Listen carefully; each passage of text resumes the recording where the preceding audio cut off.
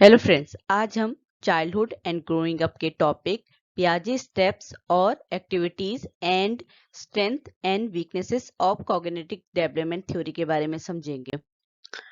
जो हमारी cognitive development theory है, संज्ञानात्मक विकास की जो थ्योरी है पियाजे की, वो क्या कहती है कि बच्चा जो भी अपने सराउंडिंग से, अपने आसपास से जो भी इंफॉर्मेशन लेके सीख रहा है, वही क्या है कॉग्निटिव डेवलपमेंट थ्योरी। तो इस कॉग्निटिव डेवलपमेंट थ्योरी, कॉग्निटिव संज्ञानात्मक विकास की थ्योरी में क्या इन्वॉल्व है, जो भी बच्चा क्या है, जो अपनी मेंटल इमेजनरी, जो मानसिक कल्पनाएं कर रहा है या कोई भाषा लैंग्वेज सीख रहा है, उसकी सोच, थिंकिंग, मेमोरी डेवलपमेंट, जो भी उसकी जो मेमोरी का डेवलपमेंट हो रहा है, स्मृति का विकास हो रहा है, रीजनिंग, तर्क और जो भी प्रॉब्लम सॉल्विंग एक्टिविटीज है, समस्या समाधान जो भी है, ये सब हमारे बच्चे की किस में इन्वॉल्व होती है, कॉग्निटिव डेवलपमेंट, संज्ञानात्मक विकास में इन्वॉल्व होते हैं ये सारे स्टेप्स। तो बच्चा जो भी अपनी सराउंडिंग से सीख रहा है, चाहे वो क्या है अपनी भाषा सीख रहा है या जो उसकी मेमोरी डेवलपमेंट हो रहा है, ये सब किस में आता है, कॉग्निटिव डेवलपमेंट में, संज्ञानात्मक विकास में। अब जो हमारी ये पियाजे की थ्योरी है, कॉग्निटिव डेवलपमेंट संज्ञानात्मक विकास की जो थ्योरी है, इसमें 3 कंपोनेंट्स इन्वॉल्व होते हैं। पहला कंपोनेंट है स्कीमा, दूसरा है जो एडॉप्शन के 3 प्रोसेसेस हैं, जो अनुकूलन की 3 प्रक्रियाएं हैं वो, और तीसरा कंपोनेंट क्या है, जो 4 स्टेज हैं कॉग्निटिव डेवलपमेंट के, जिसके थ्रू क्या है बच्चे का कॉग्निटिव डेवलपमेंट या संज्ञानात्मक विकास होता है। क्योंकि पियाजे की थ्योरी क्या है कि बच्चे का जो कॉग्निटिव संज्ञानात्मक विकास हो रहा है, वो 4 चरणों 4 स्टेज के थ्रू हो रहा है। ठीक है, इसके लिए मैंने एक प्रीवियस में ही एक वीडियो बनाया है, उसमें आप जाके चेक कर सकते हैं। ठीक है, अब इसमें हम स्कीमा और जो एडॉप्शन की 3 प्रोसेसेस है उनके बारे में समझेंगे। जो हमारे कॉग्निटिव डेवलपमेंट है, संज्ञानात्मक विकास है किसी भी बच्चे का, तो वो क्या करता है कि बच्चा अपने वर्ल्ड, जो भी उसका आसपास का जो भी दुनिया है, जो भी उसका एनवायरनमेंट है, उससे वो कैसे कुछ समझ रहा है और उस समझ का कैसे निर्माण कर रहा है, कैसे वो उस वर्ल्ड को अंडरस्टैंड कर रहा है और उस वर्ल्ड से जो भी उसको समझ, जो भी अंडरस्टैंडिंग हो रही है, उसको कैसे कंस्ट्रक्ट कर रहा है। ये जो भी तीनों कंपोनेंट हैं पियाजे थ्योरी के, वो क्या है बच्चे को उसके कॉग्निटिव डेवलपमेंट में हेल्प करती हैं। सबसे पहले समझते हैं स्कीमा। स्कीमा मीन्स क्या होता है कि जो भी हमारा पास एक्सपीरियंस है, ठीक है, उसमें जो भी न्यू इंफॉर्मेशन जो ऐड हो रही है, वही क्या होती है स्कीमा। ठीक है, पास एक्सपीरियंस में न्यू इंफॉर्मेशन का ऐड होना स्कीमा होता है। ठीक है, तो स्कीमा क्या है, कॉग्निटिव और मेंटल स्ट्रक्चर। ठीक है, कि कोई भी जो मानसिक संरचनाएं या संज्ञात्मक हो रहा है बच्चे का, उसके अनुसार जो भी हमारा पास एक्सपीरियंस में जो भी फॉर्म हो रहा है, ठीक है, जो कुछ भी हम अपने पास एक्सपीरियंस में अपनी जो प्रीवियस एग्जिस्टिंग नॉलेज है, उसमें जो न्यू इन्फॉर्मेशन को ऐड कर रहे हैं, वही क्या है स्कीमा है। इस कंसेप्ट स्कीमा को सबसे पहले किसने डिस्क्राइब किया था, इसको 1932 में फ्रेडरिक बार्टलेट ने इसको डिस्क्राइब किया था, और पियाजे ने इस वर्ड को, स्कीमा को, अपनी कॉग्निटिव डेवलपमेंट थ्योरी में यूज किया था। क्योंकि स्कीमा क्या है कि अपनी जो भी पास एक्सपीरियंस है या जो हमारी एग्जिस्टिंग नॉलेज है या इंफॉर्मेशन है, उसमें न्यू इंफॉर्मेशन का ऐड होना, उससे बच्चे का जो मेंटल डेवलपमेंट या कॉग्निटिव डेवलपमेंट हो रहा है, वही क्या है स्कीमा। जो लोग होते हैं, हम कह रहे हैं स्कीमा क्या है, मेंटल डेवलपमेंट है। तो ये स्कीमा किस में यूज होता है, जो मेंटल कैटेगरीज होती हैं उसको हम, क्योंकि बच्चा क्या है अपने आसपास को कैसे समझ रहा है अपने मेंटल कैपेसिटी को यूज करके, तो स्कीमा का यूज क्या करते हैं हम, अपनी मेंटल कैटेगरीज में यूज करते हैं, अपने आसपास के एनवायरनमेंट को, अपने वर्ल्ड को समझने के लिए, अंडरस्टैंड करने के लिए। जो स्कीमा का काम क्या है कि वो क्या करता है, जो न्यू इंफॉर्मेशन, उसको क्या करना, लेना, ऐड करना, साथ में उसको ऑर्गेनाइज करना या व्यवस्थित करना, यही क्या है स्कीमा। तो स्कीमा क्या करता है, एक इम्पोर्टेंट रोल प्ले करता है हमारी लर्निंग में, क्योंकि हम तभी सीख सकते हैं जब हम कुछ नया जानेंगे। जैसे जैसे हम नई इंफॉर्मेशन ऐड करेंगे वैसे वैसे लर्निंग होगी। तो स्कीमा क्या होता है, हेल्प करता है हमारी लर्निंग प्रोसेस में।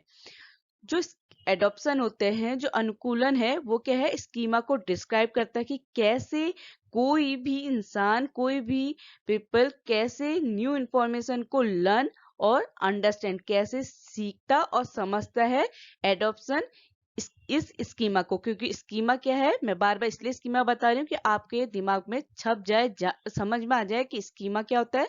जो हमारी प्रीवियस नॉलेज है, इंफॉर्मेशन है, उसमें न्यू इंफॉर्मेशन का ऐड होना और कैसे वो हम उसको समझ रहे हैं, ये स्कीमा है। तो एडॉप्शन क्या करता है, हेल्प करता है हमारी न्यू इंफॉर्मेशन को सीखने और समझने में, लर्न और अंडरस्टैंड करने में एडॉप्शन हेल्प करता है हमारी स्कीमा को। जो स्कीमा है, हम उसको एग्जाम्पल के थ्रू समझते हैं कि क्या है कि बच्चे ने कुत्ता देखा, ठीक है। अब उसने उसको अपनी मेमोरी में फिट कर लिया कि ये जो दिख रहा है, मतलब उसने कुत्ते की कैटेगरी समझी होगी कि उसके 4 पैर हैं, फर है और उसकी टेल है। तो बच्चे ने उसे देख के ये समझा कि ये क्या है, डॉग है। तो वो उसे क्या है, अपनी मेमोरी में फिट कर लेगा और नेक्स्ट टाइम जब उसे देखेगा, कुत्ते को देखेगा, तो उसे पता चल जाएगा कि ये कुत्ता है। तो उसने क्या यूज किया, अपनी स्कीमा का उपयोग किया। अपनी जो एग्जिस्टिंग इंफॉर्मेशन है, अपनी जो एग्जिस्टिंग स्कीमा है, उसको डॉग को आइडेंटिफाई करने के लिए यूज किया गया। तो हम क्या कह रहे हैं कि स्कीमा क्या है, जो हमारी एग्जिस्टिंग नॉलेज है, जो हमारी एग्जिस्टिंग इंफॉर्मेशन है, उसमें न्यू इंफॉर्मेशन ऐड होना ही क्या है, स्कीमा है। अब हमारा सेकेंड एलिमेंट आता है एडॉप्शन। सेकेंड कंपोनेंट है एडॉप्शन, जिसे हम अनुकूलन कहते हैं। जो एडॉप्शन है वो क्या एबिलिटी है कि कैसे कोई बच्चा न्यू इंफॉर्मेशन और एक्सपीरियंस को क्या कर रहा है, एडजस्ट कर रहा है। तो ये किसी भी व्यक्ति की या किसी भी इंसान की एडॉप्शन क्या है, एबिलिटी है कि वो कैसे न्यू इंफॉर्मेशन और एक्सपीरियंस को एडजस्ट कर रहा है अपनी मेमोरी में। तो हम क्या कह रहे हैं कि जो लर्निंग हो रही है, ये हम, क्योंकि क्या होता है कि जो हमारा एनवायरनमेंट है वो हमेशा कॉन्स्टेंटली चेंज होता रहता है, उसमें नई नई इंफॉर्मेशन ऐड हो रही है। जैसे कुछ भी हो रहा है हमारे एनवायरनमेंट में, जो भी चेंजेस आ रहे हैं, तो उसको अगर हम एडॉप्ट कर रहे हैं, ठीक है, उसको हम ग्रहण कर रहे हैं, उसे समझ रहे हैं, तो वहां पे क्या हो रही है, लर्निंग हो रही है। तो लर्निंग के लिए क्या है, एडॉप्शन होना बहुत जरूरी है, जिससे क्या है, बच्चा अपनी न्यू इंफॉर्मेशन को ऐड करेगा। एडॉप्शन के थ्रू क्या होता है कि हम जो न्यू हमारा जो नेचर है या हमारा जो व्यवहार है, बिहेवियर है, उसको एडॉप्ट करने, साथ ही साथ जो चेंज हो रहे हैं उनको सामना करने में क्या करता है, हेल्प करता है। कि एडॉप्शन की हेल्प से ही हम इस काबिल है, इस हमें ये एबिलिटी है कि हम जो हमारा न्यू बिहेवियर, जो हमारा नया व्यवहार के सामना कर पा रहे हैं और उसको साथ ही साथ एडॉप्ट कर रहे हैं जो हमारे एनवायरनमेंट में चेंज हो रहे हैं। तो एडॉप्शन क्या है, is the ability to adjust to new information and experience। जो हमारी पियाजे की थ्योरी है, वो क्या कहती है कि जो एडॉप्शन है वो हमारी कॉग्निटिव डेवलपमेंट, संज्ञानात्मक विकास को क्या करता है, गाइड करता है कि कैसे कॉग्निटिव डेवलपमेंट हो रहा है। ठीक है, तो एडॉप्शन क्या है, इंपॉर्टेंट प्रोसेस है जो क्या गाइड करती है कॉग्निटिव डेवलपमेंट को। जो हमारी एडॉप्शन प्रोसेस या अनुकूलन की प्रोसेस है वो दो तरीके से होती है। पहली है एसिमिलेशन और दूसरी है एकोमोडेशन, आत्मसात और समायोजन।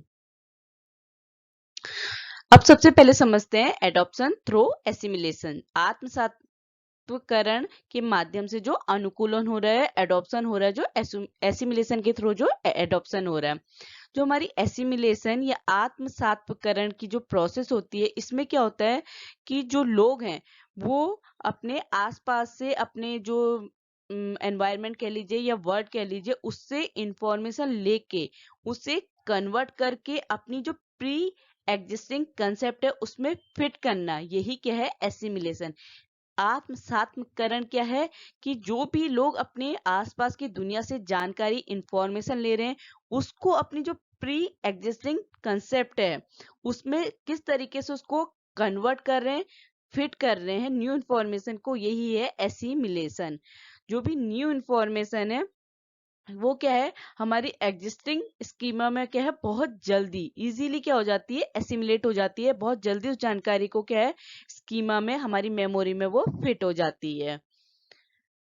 अब क्या होता है कि किसी किसी केस में क्या होता है कि किसी केस में क्या है, जो अर्ली चाइल्डहुड जो फेज है बच्चों की, उसमें क्या है, जो एसिमिलेशन की प्रोसेस है वो परफेक्टली वर्क नहीं करती, क्योंकि छोटे बच्चे क्या हैं, उनकी मेमोरी में वो चीज इजीली फिट नहीं होगी। क्योंकि हम क्या कह रहे हैं कि जो हमें न्यू इंफॉर्मेशन ली है उसे कैसे अपनी प्री एग्जिस्टिंग इंफॉर्मेशन में ऐड करना है, फिट करना है, यही क्या है, एसिमिलेशन। पर जो छोटे बच्चे होते हैं वो इजीली इस बात को समझ नहीं सकते, क्योंकि सपोज आप इमेजिन करें, एग्जाम्पल के थ्रू समझते हैं कि आप इस तरीके के इमेजिन करें कि एक बच्चा है, उसने सबसे पहले टाइम क्या देखा, डॉग देखा, उसने फर्स्ट टाइम डॉग देखा। अब उसको क्या है, कैट की जो नॉलेज है या इंफॉर्मेशन है उसे पहले से उसकी मेमोरी में, उसकी स्कीमा में है, कि बच्चा जानता है कि ये क्या है, बिल्ली है। पर अब क्या है कि बच्चा इस चीज को इजीली, इस न्यू इन्फॉर्मेशन को अपनी जो प्री एग्जिस्टिंग इंफॉर्मेशन है उसके साथ फिट नहीं कर पा रहा, तो वो क्या है, डॉग को कैट ही समझ लेगा। उसको लगेगा जो डॉग दिख रहा है ये कैट ही है, क्योंकि उसकी एग्जिस्टिंग स्कीमा में क्या फिट है, कि जो स्मॉल फरी एंड जो 4 लेग का होता है वो क्या होता है, कैट होता है। तो वो क्या समझ लेता है कि जो डॉग है वो क्या है, कैट है। ठीक है, इसीलिए हम क्या कह रहे हैं, एसिमिलेशन अर्ली चाइल्डहुड में वर्क नहीं करती, काम नहीं करती। इस जो इस मिस्टेक को है कि बच्चे इसको इजीली फिट नहीं कर रहे हैं अपनी स्कीमा में, इसी को बच्चे क्या है, अपनी एकोमोडेशन, अपनी समायोजना के माध्यम से अपनी एडॉप्शन की प्रोसेस करते हैं। अब हम समझते हैं जो हमारा एडॉप्शन हो रहा है, अनुकूलन हो रहा है, वो अकोमोडेशन या समायोजन के थ्रू कैसे हो रहा है। जो हमारी अकोमोडेशन की प्रोसेस है, हम क्या कह रहे हैं कि इस सब में क्या है, हमारी जो स्कीमा है, जो हमारी एग्जिस्टिंग इंफॉर्मेशन है, नॉलेज है, उसमें न्यू इंफॉर्मेशन का जो ऐड होना है, यही सब क्या बात हो रही है हमारी, कि कैसे एडॉप्ट कर रहा है, कैसे उसे एसिमुलेट कर रहा है, कैसे एकोमोडेट कर रहा है।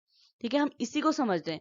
तो अब क्या हमने कहा कि एसिमुलेशन में कि उसने अपनी जो प्रीवियस नॉलेज है उससे न्यू इन्फॉर्मेशन को क्या करना है, फिट करना है उसको अपनी।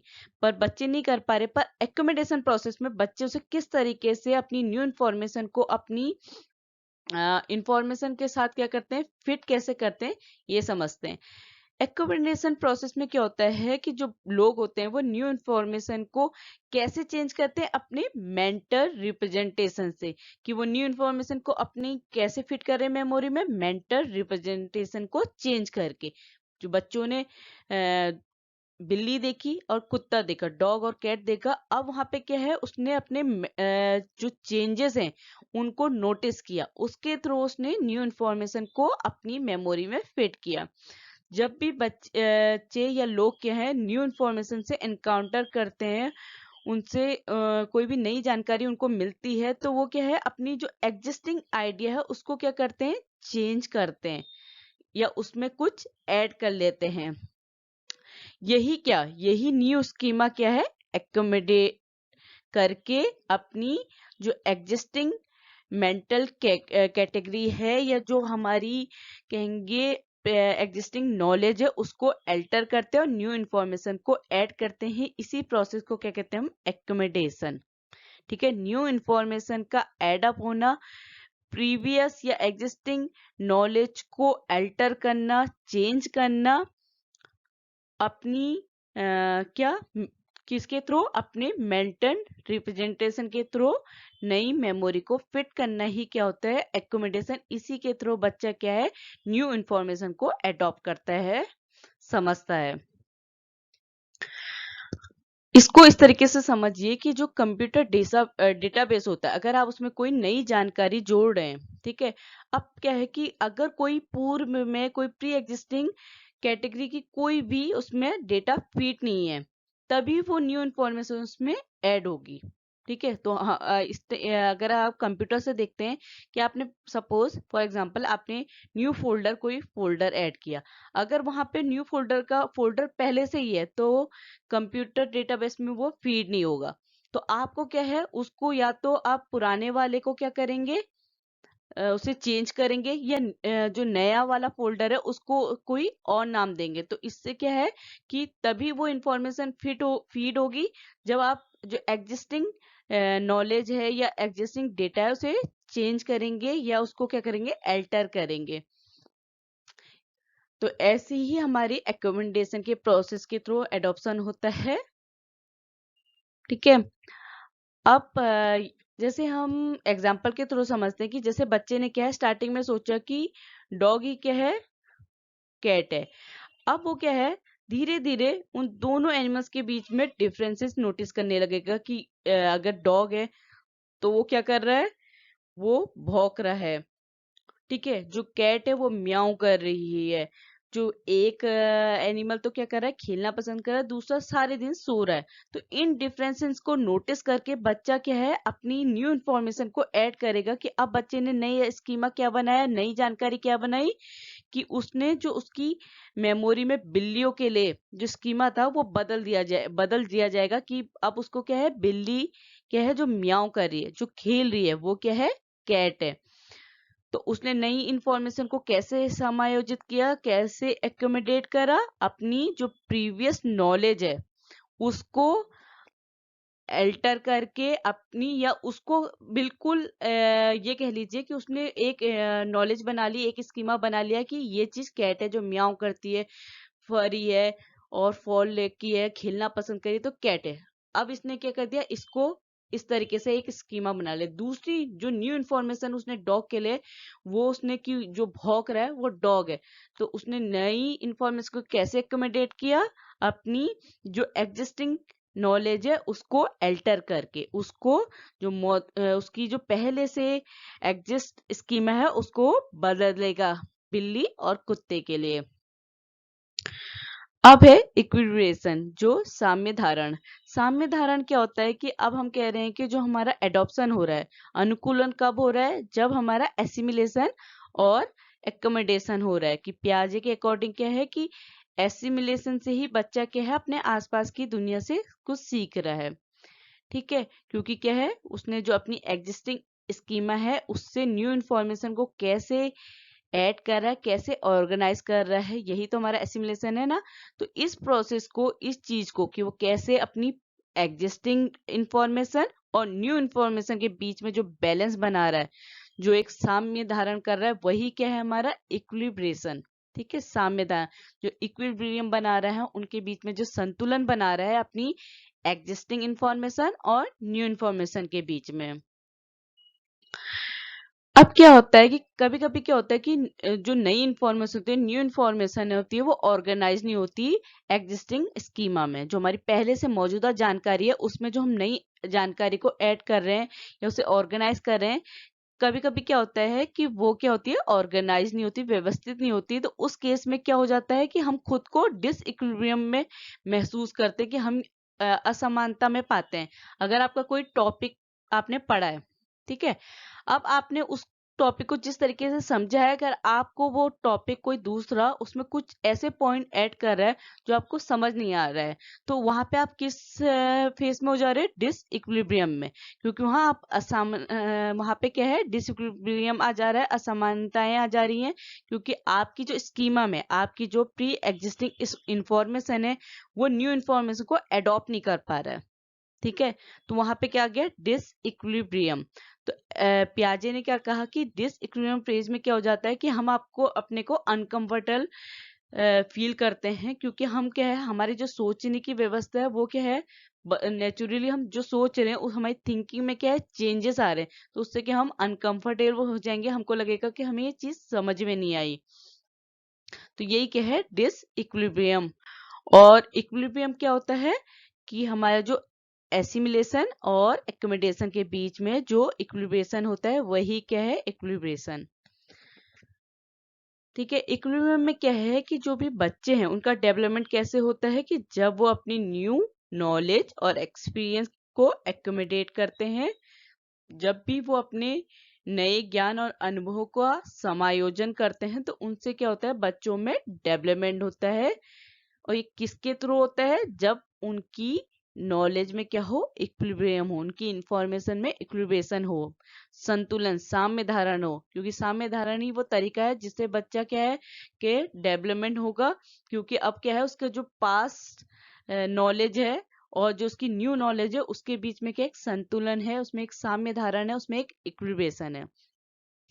फॉर एग्जाम्पल कि अब क्या है कि जो नेक्स्ट स्टेज में जब बच्चा क्या समझता है कि कुत्ता ही बिल्ली है, उस केस में क्या है, अब बच्चे ने ये नॉलेज को एडॉप्ट कर लिया है, ये एक्योमोडेट कर लिया है, ये अपनी उसने अपनी ये जानकारी को, इस इंफॉर्मेशन को क्या कर दिया, समायोजित कर दिया, एक्योमोडेट कर लिया है कि डॉग और कैट क्या है, अलग अलग है। ठीक है, तो इक्विलिब्रेशन क्या है, हेल्प करता है हमारे एक्योमोडेशन और एसिमिलेशन में। तो हम क्या कह रहे हैं, इक्विलिब्रेशन एसेंशियल है हमारे किसके बीच में बैलेंस बनाने के लिए, एसिमिलेशन एंड एक्कोमोडेशन, आत्मसातकरण और समायोजन के बीच में संतुलन बनाने के लिए इक्विलिब्रेशन क्या है, एसेंशियल है, अनिवार्य है। अब जो पियाजे के डेवलपमेंट थ्योरी की स्ट्रेंथ है वो समझते हैं कि पियाजे की थ्योरी की क्या क्या उसकी स्ट्रेंथ है। सबसे पहले क्या है कि जो ये कॉग्निटिव डेवलपमेंट थ्योरी थी, इसने क्या किया, जो साइकोलॉजी है उसमें क्या किया, एक नया दृष्टिकोण, एक नया पर्सपेक्टिव लाया कि डेवलपमेंट थ्योरी भी, कि कॉग्निटिव डेवलपमेंट भी कुछ होता है। तो इस थ्योरी ने क्या एक नया, एक फ्रेश और न्यू पर्सपेक्टिव लाया डेवलपमेंट साइकोलॉजी में। दूसरा क्या है इसकी स्ट्रेंथ, कि इस थ्योरी से जो बच्चों का दुनिया है, बच्चों का वर्ल्ड है, उसको एक अलग तरीके से लोग का देखने का जो तरीका था बच्चों की दुनिया को, इस थ्योरी ने उसमें क्या लाया, चेंज लाया बच्चों की जो दुनिया है उसको देखने में। तीसरा है कि पियाजे ने क्या किया कि जो भी अ, इसके कॉग्निटिव डेवलपमेंट थ्योरी से क्या है, इस फील्ड में कॉग्निटिव डेवलपमेंट में और ज्यादा रिसर्च होने को प्रोत्साहित किया, इनकरेज करा कि कॉग्निटिव डेवलपमेंट, जो पियाजे की कॉग्निटिव डेवलपमेंट थ्योरी थी, उसने क्या किया, लोगों की जो सोचने की क्षमता है, ठीक है, उसको बेहतर तरीके से समझने में हेल्प करती है पियाजे की कॉग्निटिव डेवलपमेंट थ्योरी।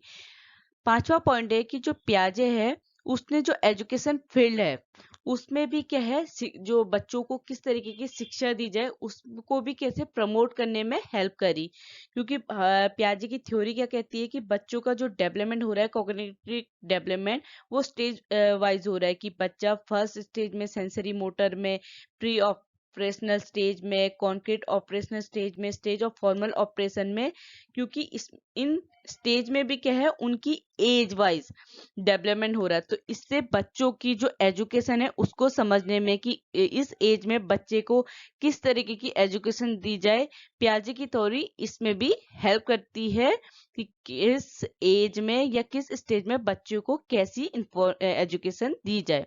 छठा पॉइंट है कि जो पियाजे है उसकी थ्योरी ने क्या हेल्प की, कि कैसे educational program as well as instructional strategy for children, की बच्चों के लिए कैसी इंस्ट्रक्शनल स्ट्रेटेजी यूज की जाए, कैसे एजुकेशनल प्रोग्राम की जाए, इनमें भी जो पियाजे की कॉग्निटिव डेवलपमेंट थ्योरी है वो हेल्प करती है, क्योंकि छोटे बच्चे हैं उनको किस स्ट्रेटेजी के साथ पढ़ाया जाए, बड़े बच्चों को कैसे पढ़ाया जाए, ये सब भी क्या है, पियाजे की थ्योरी हेल्प करती है एजुकेशनल फील्ड। अब समझते हैं कि जो पियाजे की थ्योरी की क्या क्या वीकनेसेस थी। पहली वीकनेसेस है कि जब भी ये थ्योरी फॉर्मल ऑपरेशन की बात पर आती है तो ये सम इशू फेस करती है। दूसरा है कि बहुत सारे रिसर्चर ने या शोध में ये पता चला कि जो बच्चों का डेवलपमेंट हो रहा है वो one stage to another stage में नहीं होता है, कि हम ये नहीं कह सकते कि हर एक बच्चे का या सभी बच्चों का क्या है, जब वो एक अवस्था से एक स्टेज से दूसरी स्टेज में जा रहा है कि उनका डेवलपमेंट हो रहा है, क्योंकि हम क्या कहते हैं कि हर कोई एक दूसरे से क्या है, उनमें इंडिविजुअल डिफरेंसेस है, हर एक बच्चे में, हर एक इंसान में इंडिविजुअल डिफरेंसेस होते हैं। तो यहाँ पे भी पियाजे की थ्योरी फेल होती है कि पियाजे ने कहा कि हर बच्चे का क्या है, सभी बच्चों का डेवलपमेंट एक स्टेज से दूसरे स्टेज की तरफ को ही बच्चे का क्या हो रहा है, डेवलपमेंट हो रहा है। तीसरा है कि कुछ रिसर्चर्स ने क्या कहा कि जो ये डेवलपमेंट है वो एक कंटिन्यूअस प्रोसेस है, स्टेज वाइज नहीं होती कि हमने कह रहे कि सेंसरी मोटर स्टेज में ही बच्चे का डेवलपमेंट हो रहा है, कंटिन्यूअस प्रोसेस है, इंडिविजुअल डिफरेंसेस हैं बच्चे में। तो हम क्या कह रहे हैं कि पियाजे की थ्योरी इस पॉइंट पे भी फेल होती है, क्योंकि क्या है, डेवलपमेंट क्या है, कंटिन्यूअस प्रोसेस है। इसके बाद जो रिसर्चर हैं उन्होंने क्या कहा कि बच्चों का जो फॉर्मल डेवलपमेंट होता है, औपचारिक विकास होता है, उसमें जो भी एनवायरमेंटल फैक्टर हैं वो भी बच्चे के डेवलपमेंट को अफेक्ट करते हैं, बच्चे के फॉर्मल डेवलपमेंट को अफेक्ट करते हैं, जो पियाजे ने नहीं एक्सप्लेन किया। 5वां पॉइंट है कि पियाजे ने जो ऑब्जर्वेशन था पियाजे का, वो क्या था, लिमिटेड था। उसके कुछ ही बच्चों में उसने अपने भतीजे और अपनी लड़की पे जो उसकी कॉग्निटिव डेवलपमेंट थ्योरी है वो क्या है, उसे जो भी मोटिवेशन मिला वो अपनी भतीजे और अपने लड़की को देख के मिला, कि उसने ये समझा कि कैसे बच्चों का क्या है, कॉग्निटिव डेवलपमेंट हो रहा है। तो क्या है इस फील्ड में भी कि पियाजे ने क्या किया, कुछ ही बच्चों पे ऑब्जर्वेशन किया, कॉग्निटिव डेवलपमेंट थ्योरी किया। तो हम ये नहीं कह सकते कि एंटायर पॉपुलेशन पे ये थ्योरी फिट बैठती है। तो यहाँ पे भी ये थ्योरी क्या हो गई, फेल हो गई। इसके बाद छठा पॉइंट है कि जो पियाजे है उन्होंने ये चीज एक्सप्लेन नहीं करी कि बच्चे के डेवलपमेंट में उसका सोशल और कल्चर, जो सामाजिक और सांस्कृतिक विकास है वो भी क्या करता है, प्रभाव करता है, वो भी इन्फ्लुएंस करता है बच्चे के डेवलपमेंट में। 7वां है वीकनेस पियाजे थ्योरी की, जो पियाजे है उन्होंने तो कहा कि बच्चा लैंग्वेज सीखता है, ठीक है, अपने आसपास से, पर क्या है कि बच्चा तभी लैंग्वेज सीखेगा जब वो क्या करेगा, सोशल इंटरेक्शन करेगा। जितना ज्यादा उसका सोशल इंटरेक्शन होगा उतना ही ज्यादा क्या है, उतने ही ज्यादा अवसर मिलेंगे, उतनी ज्यादा अपॉर्चुनिटी किसी बच्चे को लैंग्वेज सीखने में मिलेगी। अगर आपको मेरा कंटेंट समझ में आया तो please like share and subscribe. Thank you.